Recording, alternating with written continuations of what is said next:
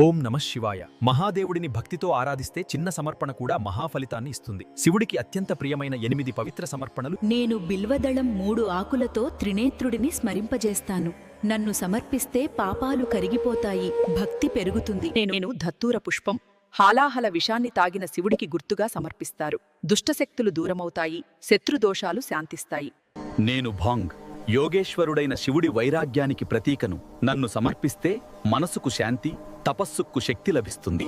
నేను పాలు పవిత్రతకు ప్రతీకను. శివుడి ఉగ్రతను శాంతపరుస్తాను, కుటుంబానికి శాంతి తీసుకొస్తాను. నేను తేనె, జీవితం మధురంగా మారాలని కోరుకుంటాను. నన్ను సమర్పిస్తే మాటలో మాధుర్యం, బంధాల్లో ప్రేమ పెరుగుతుంది. నేను గంగాజలం, శివుడి జటాజూటంలో నివసించే పవిత్ర ప్రవాహం. నా అభిషేకం పాపాలను శుద్ధి చేస్తుంది.